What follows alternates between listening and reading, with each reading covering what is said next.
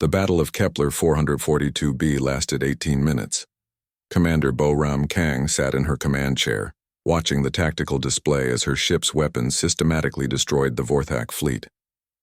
The alien bioships that had seemed so terrifying, so unstoppable, died like insects in a flame.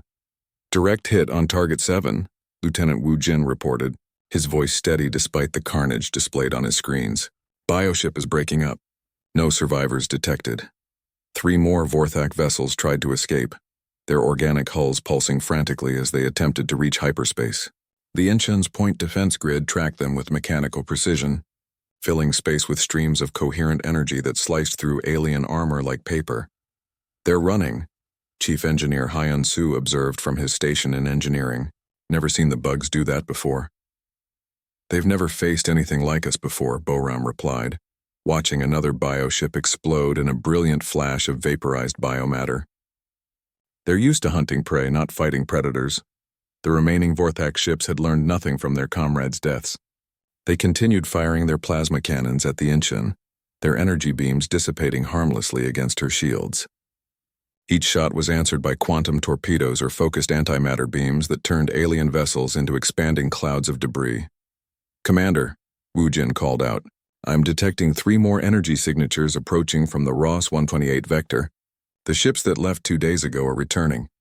Bo-Ram smiled coldly. "Perfect. She wouldn't have to hunt them down after all. How long until they arrive?" 6 minutes at their current speed." "Excellent." "Chief, how are our power levels?" "Antimatter reserves at 40% and falling," Hyun-Soo reported. "Main gun has maybe 2 more full power shots left. We've been pushing the engines past design limits for 2 days straight." Bo-Ram knew what he wasn't saying. The Incheon was dying around them. Her hull glowed cherry red from thermal overload. Her engines were running on controlled antimatter reactions that should have torn the ship apart hours ago. They had maybe 30 minutes before catastrophic system failure. It would be enough. "Sir," Wu Jin said quietly, "the last 3 ships in the original fleet are trying to surrender. They're broadcasting on all frequencies requesting terms." Bo-Ram looked at the tactical display showing the surviving alien vessels. Each one carried thousands of human prisoners in their biological processing chambers. Families from Kepler 442b who had been taken alive for purposes too horrible to contemplate. "No survivors," she said simply. "Send them all to hell." The final quantum torpedoes streaked across space like falling stars, each one carrying enough destructive force to sterilize a continent. The remaining bioships died in silence, their organic hulls vaporizing under the onslaught of human fury. That left the 3 ships returning from Ross 128. "Commander," the Incheon's AI announced, "incoming vessels are broadcasting panic signals on Vorthak frequencies. They're requesting immediate evacuation support. Can you translate the messages?" "Affirmative. They report the Ross 128 system is under attack by human forces. Colony evacuation impossible. Requesting all available ships for defensive operations." Bo-Ram's cold smile widened. So Admiral Han had listened to her old friend's final message. The human fleet had reached Ross 128 in time to save the Minjok colony. 40,000 lives preserved because one merchant captain had risked everything to bear witness. "Well then," she said, "let's make sure these 3 don't make it home to warn their friends." The Vorthak ships emerged from hyperspace directly into the Incheon's firing solution. They had expected to find their fleet harvesting the last resources from the dead human world. Instead, they found debris fields and a single human ship waiting in the darkness. "Human vessel," came the frantic transmission. "Withdraw immediately. This system belongs to the Vorthak hegemony. Your presence is an act of war." Bo-Ram activated the communication system, letting her voice carry across space one final time. This system belonged to 15,000 human beings, men, women, and children who came here seeking a better life among the stars. You murdered them all. You processed their bodies like livestock. You used their children as incubators for your spawn. The Incheon's main gun began its final charge cycle, drawing power from the ship's dying engines. "I am Commander Bo-Ram Kang, and I speak for every human being who ever lived and died under alien skies. This is humanity's answer to your crimes against our species." The planet killer fired for the last time, its beam cutting through the lead bioship from stem to stern. The alien vessel split apart like a flower opening, its organic hull dissolving into component molecules under the focused antimatter stream. The remaining two ships tried to flee, but the Incheon's point defense grid was faster. Energy beams reached out across the void, touching alien hulls with perfect precision. Each contact point became a spreading zone of destruction as the ship's systems converted matter directly into energy. In 18 minutes, the entire Vorthak invasion fleet was reduced to scattered debris and fading radiation signatures, but the Incheon had paid the price. Her engines were failing, her hull beginning to crack from the tremendous stresses of the battle. Warning alarms sounded throughout the ship as system after system overloaded and died. "Commander," Hyun-soo reported, his voice steady despite the ship breaking apart around them. "We're not making it home, maybe 20 minutes before complete structural failure." Boram nodded, looking at the tactical display one final time. 12 red dots marked the graves of the alien fleet. Not a single enemy vessel remained to threaten human space. "Lieutenant, open a channel on all human frequencies. Maximum power, full spectrum broadcast." "Channel open, ma'am." Boram stood from her command chair, straightening her uniform one last time. Around her, the bridge sparked and flickered as the ship's systems failed, but her voice remained clear and strong. "This is Commander Boram Kang of the Terran defense ship Incheon. The Vorthak fleet responsible for the massacre at Kepler 442b has been destroyed. All 12 vessels eliminated, no survivors." She paused, listening to the sound of her ship dying around her. "To the families of those lost at Kepler 442b, your loved ones have been avenged. Their sacrifice was not forgotten, and their deaths have been answered in full." Another pause as she looked at her crew. 43 souls who had volunteered for a mission they all knew was suicide.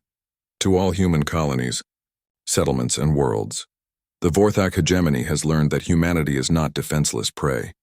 We are the species that survived everything our homeworld could throw at us. We are the apex predators who built ships like the Incheon when we decided something needed to die. The main display flickered and went dark, but her message continued broadcasting on all frequencies. Let this serve as a warning to any hostile species monitoring this transmission. Humanity does not forgive.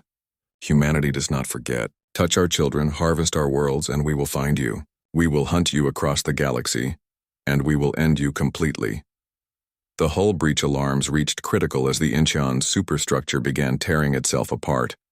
"This is the TDS Incheon, signing off. Tell them we held the line." Captain Jin-Ho Choi, still hiding in his merchant vessel at the system's edge, recorded every moment. Through his cameras, human space watched the wreckage of their enemies drifting in the void like a graveyard of nightmares. The footage showed debris fields where an invasion fleet had once threatened to consume humanity, world by world. The message was clear. The humans who seemed so peaceful, so willing to negotiate, possessed weapons and warriors beyond alien comprehension. When pushed to the edge, they became something terrible and beautiful and absolutely lethal. News of the victory spread across human civilization faster than light. Colony after colony received the transmission, watching in awe as a single human ship destroyed an entire enemy fleet. The footage was played again and again, each viewing reinforcing the same truth. Humanity's children were protected by monsters that slept in the dark between stars, waiting for someone foolish enough to wake them. The Vorthak hegemony, for the first time in their species' history, retreated from an entire sector of space. Other alien civilizations took note, studying the wreckage and the recordings, calculating the implications of humanity's hidden capabilities. In the depths of space, the broken hull of the TDS Incheon tumbled slowly through the debris field, her crew dead but her message delivered. Painted on her shattered bow, still visible among the twisted metal, were words that would become humanity's new creed in the dark years that followed. They started it. We finished it. The galaxy had learned to fear the darkness between the stars, for now it knew what might emerge when humanity stopped pretending to be civilized. Hivemind Zethakor floated in the neural fluid of his command chamber, feeling satisfied with the harvest from the human world. The organic computers of his bioship processed data from the conquered colony, learning everything about human military capabilities, technology, and weaknesses. The humans had been even easier prey than expected. Their weapons were primitive, their tactics predictable, their resolve weak. The distress signals they had sent into the void received no answer. These soft-bodied creatures were alone in the darkness, and the Vorthak would consume them world by world. Through the ship's living sensors, Zethakor watched the harvest drones loading the last organic materials into the processing chambers. Human bodies would become fuel and food. Their metals would strengthen the bioships. Their knowledge would make the hegemony smarter and more deadly. 3 of his ships had already departed for the next target system. The Ross 128 colony would fall just as easily, and after that, the expansion toward the human core worlds would continue. Species after species had fallen to the Vorthak advance. The humans would be no different. But something was wrong. Scout drone Morthak, floating at the edge of the system, detected an anomaly in the quantum foam, a distortion in space-time that suggested something massive was approaching at incredible speed. The biosensors tasted refined metals and artificial energy signatures in the void, and beneath it all something else, an emotion so pure and focused that it made the Vorthak neural networks recoil in confusion. Rage. Human rage. Concentrated and weaponized. Hive mind, Morthak's signal reached the command ship through bioneural relays. Unknown contact approaching from galactic coordinates 779 Mark 12. Mass signature indicates artificial construct. Energy readings are significant. Zethakor's multiple consciousness centers focused on the sensor data. The approaching object was too large to be a single ship, yet it registered as a unified construct. Its energy output was beyond anything in the Vorthak databases. Classification? He demanded. Unknown hive mind. No matching signatures in our records, but the quantum wake suggests human origin. For the first time in the campaign, Zethakor felt something approaching uncertainty. The humans had shown no signs of possessing such technology. Their largest warships were primitive chemical fuel vessels with simple energy weapons. This was something else entirely. Alert all ships. Prepare for possible combat engagement. The 9 remaining bioships in the Kepler system began powering their plasma cannons and launching fighter drones. Each ship carried enough firepower to sterilize a planet. Together, they had never lost a battle against any species. The distortion resolved into a ship. 4 kilometers of angular death painted in black and silver, moving through space like a hunting predator. Her hull showed scars from ancient battles, and her weapons were already charging with energies that made the Vorthak sensors scream warnings. Impossible, Zethakor whispered in the bioneural fluid. No single ship could threaten an entire hegemony fleet. The humans didn't possess such capabilities. His intelligence networks had confirmed their technological limitations, but the energy readings didn't lie. The approaching vessel carried enough destructive power to challenge his entire force. All ships formed defensive formation. Begin charging primary weapons. The human ship dropped her stealth fields and announced herself with a sensor sweep that burned across the system like a searchlight. Every Vorthak vessel felt the probe penetrating their bioarmor, analyzing their weapons and weaknesses with clinical precision. Then came the transmission. Vorthak Fleet. This is Commander Boram Kang of the Terran defense ship Incheon. You have murdered 15,000 human beings and harvested their bodies for your alien purposes. You have broken the fundamental laws of civilization and declared war on humanity itself. Zethakor had never heard such controlled fury in any biological voice. The humans' words carried weight beyond their meaning, promising violence beyond imagination. I am here to deliver humanity's response to your crimes. Prepare to die. Human vessel, Zethakor replied through the bioship's communication organs. You are outnumbered 9-1. Surrender and your death will be swift. The response came immediately. I count 12 ships in this system. 3 departed for Ross 128 2 days ago. That makes your entire invasion fleet present or accounted for. Good. I won't have to hunt you down separately. 12 ships? How could the human know about the 3 vessels that had already left? Unless... You have been watching us, Zethakor realized. Captain Jin Ho Choi and his ship Prosperity recorded everything you did here. Every atrocity. Every harvested human. Every child you fed to your larvae. Humanity has seen your true nature, and we've decided you don't deserve to exist. The Incheon began accelerating toward the Vorthak fleet, her engines pushing her past theoretical speed limits. Her hull began glowing from the tremendous energies contained within. All ships open fire, Zethakor commanded. 9 bioships unleashed their plasma cannons simultaneously, filling space with enough destructive energy to vaporize a city. The concentrated firepower struck the Incheon's forward shields and dissipated harmlessly around her hull. Shield technology unknown, Morthak reported in panic. Energy absorption rates beyond computational models. The human ship didn't slow down. If anything, she accelerated faster, racing through the plasma barrage like it was nothing more than colored light. Human vessel, Zethakor broadcast. How is this possible? Your species lacks such capabilities. You're right, came the calm reply. Humanity is generally peaceful. We prefer to trade, explore, and build rather than destroy. We believe in negotiation, diplomacy, and finding common ground with alien species. The Inchin was now close enough for her weapons to achieve target lock on the lead bioship. But when someone threatens our children, when monsters murder our families and harvest our worlds, we remember what we really are underneath all that civilization. The human ship's main gun began charging, building energy readings that made every Vorthak sensor overload with warnings. We're the species that crawled out of a gravity well by strapping ourselves to controlled explosions. We're the apex predators of a world where everything tried to kill us. We survived ice ages, plagues, and wars that consumed entire continents. The energy buildup reached critical levels. Space itself began warping around the Inchin's main weapon. And when we stopped pretending to be civilized, we build ships like this one. Ships designed by humans who fought humans and learned exactly how terrible we can be when we decide something needs to die. Zethakor suddenly understood the true horror of his situation.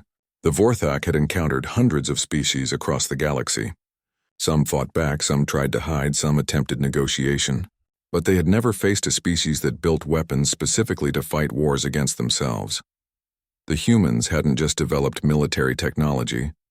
They had perfected the art of extinction. Main gun charged. Commander, Lieutenant Wu Jin reported from the Inchin's tactical station. Fire. The planet killer discharged with a sound like reality tearing apart. A beam of pure annihilation crossed the space between ships in microseconds, striking the lead bioship directly amidships. For a moment, nothing seemed to happen. Then the alien vessel simply ceased. Matter converted directly to energy in a chain reaction that consumed the ship from the inside out. Zethakor's consciousness centers had just enough time to register his own destruction before the bioship became an expanding cloud of superheated plasma.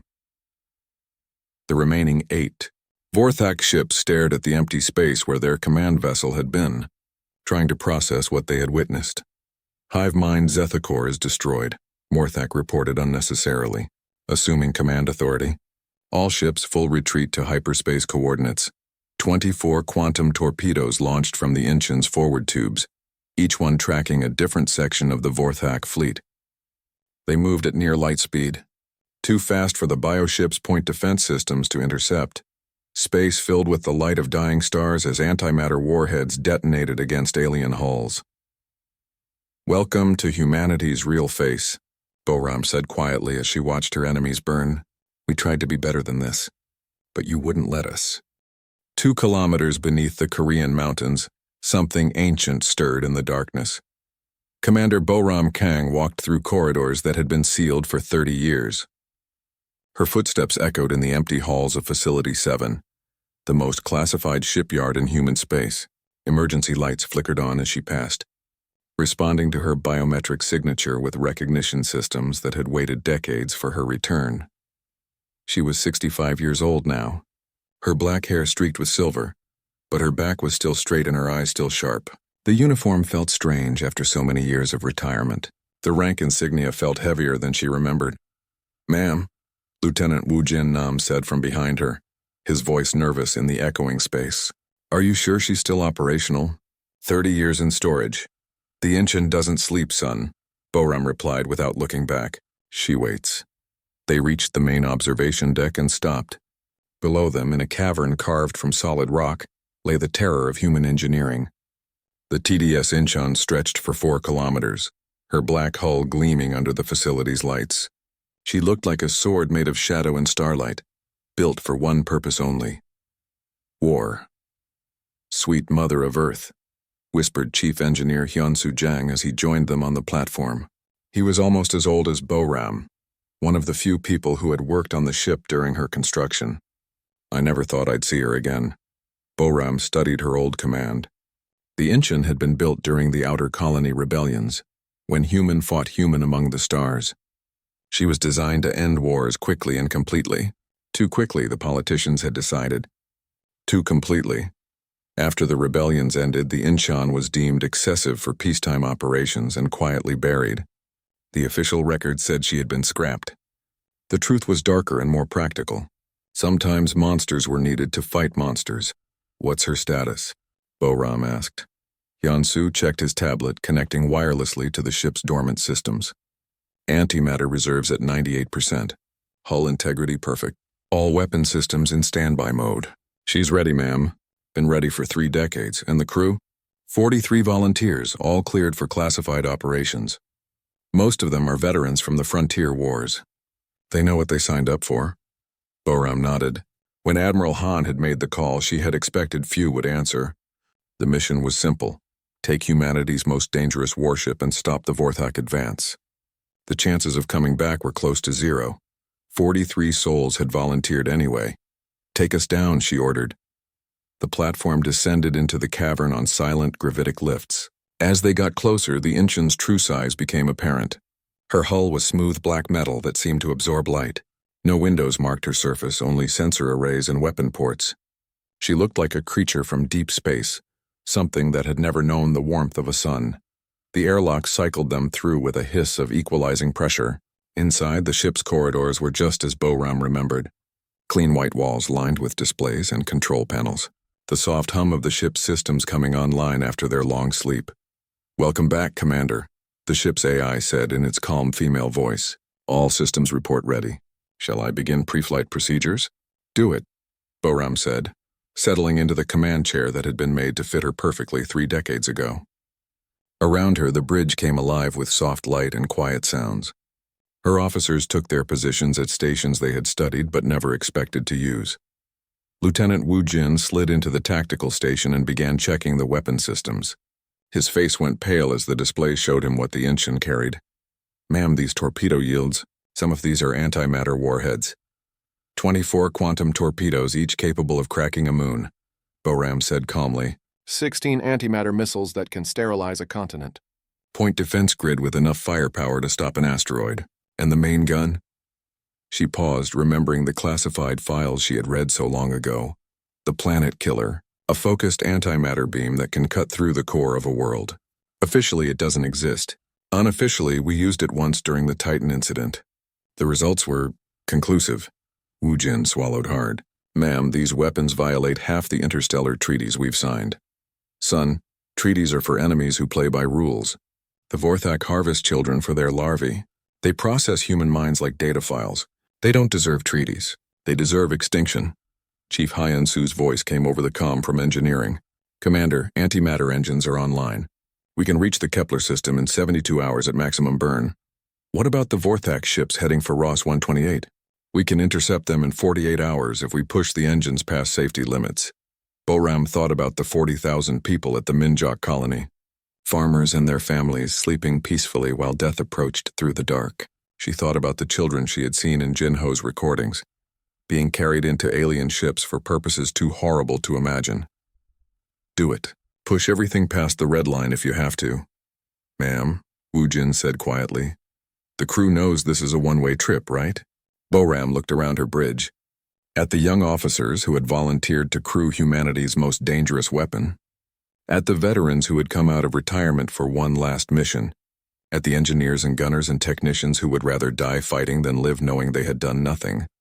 "Son, humanity didn't crawl out of its gravity well by playing it safe. We didn't spread across the galaxy by avoiding risks. And we didn't survive this long by letting monsters eat our children." She activated the ship-wide communication system. "All hands, this is the commander. In 72 hours, we will engage the alien force that destroyed Kepler 442b. They have taken our people. They have harvested our worlds. They think humanity is weak because we try to find peaceful solutions." She paused, feeling the ship around her like a living thing eager for battle. "They're about to learn how wrong they are. We are the terror in the dark. We are the nightmare that hunts the hunters, and we are going to show them that some species should never be pushed to the edge." The Incheon's engines ignited with a roar like controlled lightning. Antimatter met matter in perfect annihilation, converting mass directly into energy. The ship accelerated out of the hidden facility and into open space. her black hull invisible against the stars. Behind her, Admiral Han watched from Earth Command as humanity's most classified weapon disappeared into the dark between worlds. The politicians were still arguing about diplomatic solutions and measured responses, but the message was already sent. It weighed 4,000 tons and traveled at near light speed, carrying enough firepower to end worlds. The Vorthak had awakened something in humanity that had slept for 30 years. Something built when humans fought humans and learned just how terrible they could be when they stopped holding back. Now that something was loose in the galaxy, hunting alien monsters with weapons that violated the laws of civilized war, the Incheon was coming, and hell was coming with her.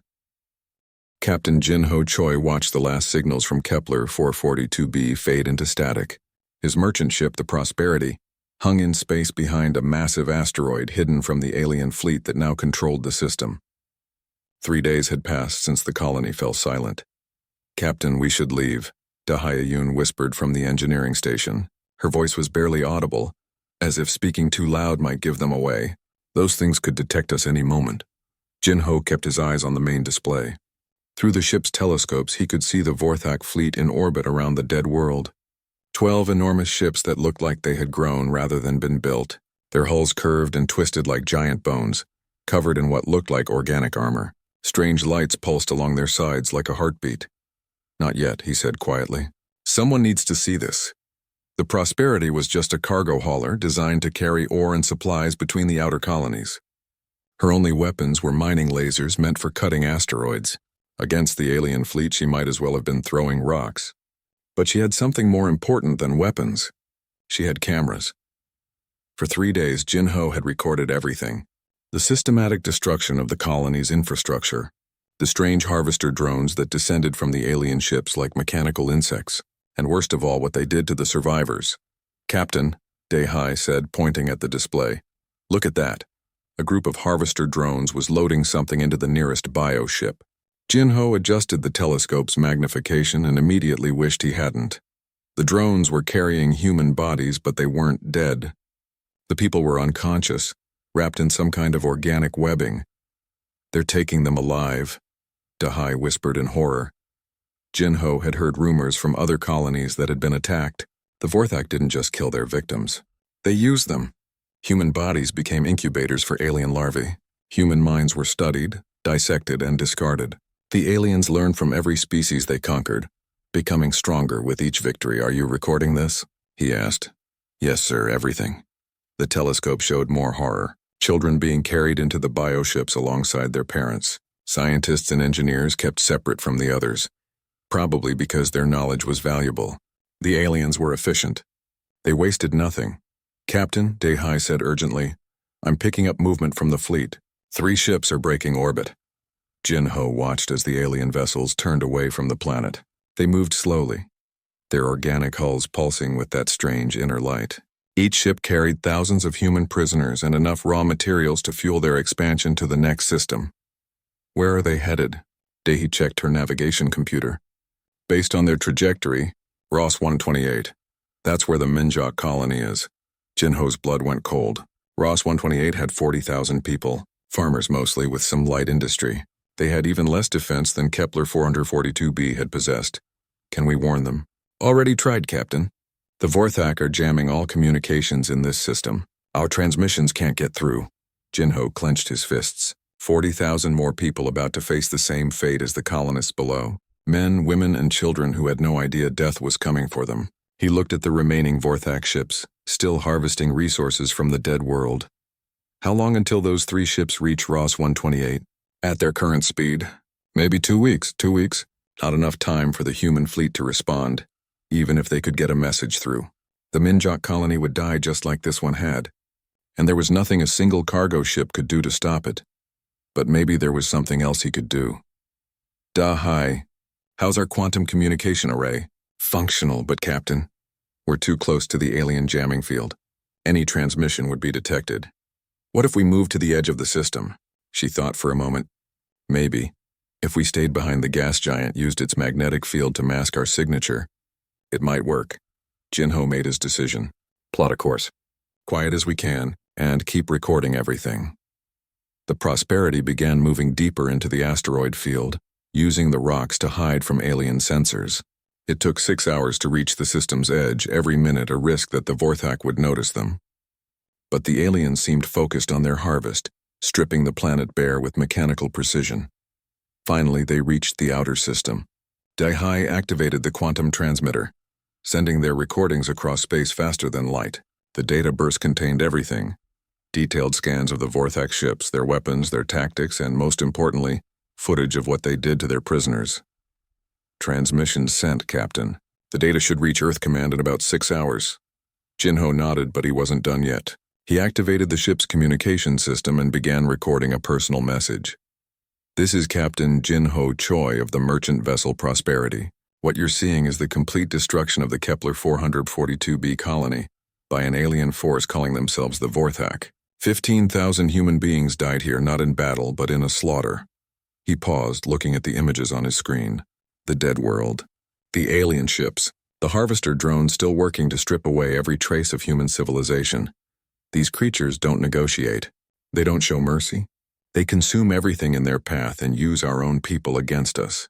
They're heading for Ross 128 next, and after that, they'll keep moving toward the core worlds. Dahai was watching him with wide eyes, understanding what he was doing. I'm sending all tactical data about their ships and weapons to Earth Command. But I want every human in the galaxy to see this, to understand what's coming, because the politicians are going to want to talk, to find a diplomatic solution. They're going to waste time while more colonies die. He looked directly into the camera. There is no diplomatic solution with monsters. Sometimes you have to fight back no matter the cost. This is Jinho Choi, last witness to Kepler 442b, remember us. He ended the recording and attached it to another data burst. This one sent to every news network, every colony, every human settlement in known space. Within hours, the footage was playing on screens across human civilization. The galaxy watched as Vorthak warriors slaughtered defenseless colonists. They saw children being carried into alien ships.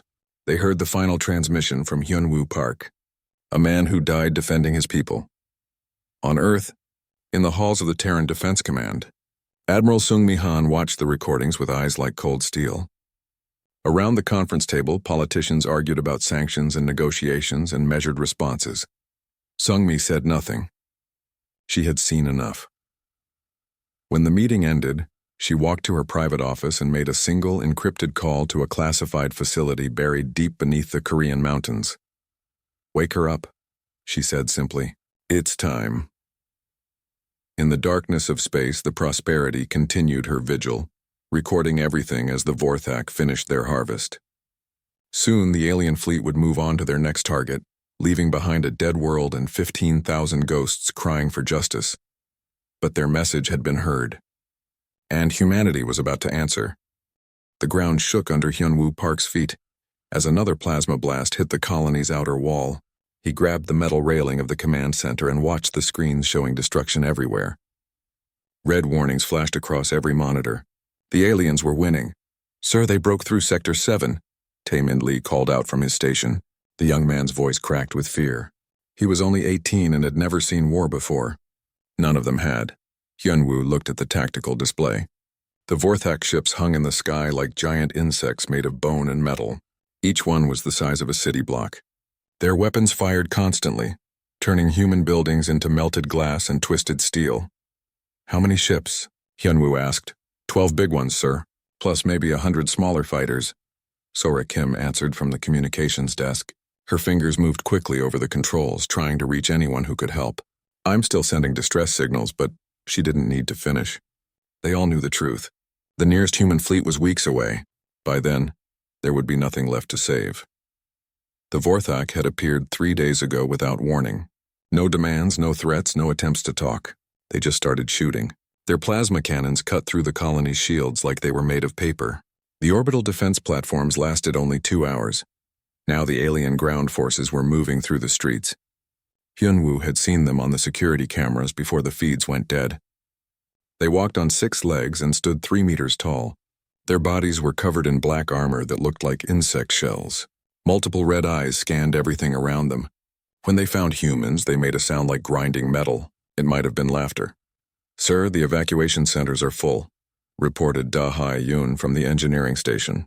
"We got about 15,000 people in the underground shelters. But the aliens are getting closer. Hyunwoo closed his eyes for a moment. 15,000 souls counting on him to save them. Miners who came here to build a better life. Families with children who had never seen Earth. Engineers and doctors and teachers all trapped like mice in a hole. The building shook again. Through the reinforced windows he could see fires burning across the colony. The Vorthak ships moved slowly through the sky, their weapons picking off anything that moved. They were taking their time, enjoying the hunt. Communications, any response from the fleet? Hyunwoo asked. Sora shook her head. Nothing, sir. Admiral Han confirmed they received our message, but they're too far away. Even at maximum speed? I know. Hyunwoo walked to the main display showing the colony map. Red zones marked where the aliens had taken control. Green zones showed where humans still fought back. The green was disappearing fast. Sir, Taemin called out, his voice barely a whisper. Motion sensors show them entering the government district. They'll be here in maybe an hour. Hyunwoo thought about his wife and daughter safe on Earth. He thought about the families hiding in the shelters below, praying for a miracle. He thought about the young soldiers still fighting in the streets, buying time with their lives. The Vorthak weren't just killers.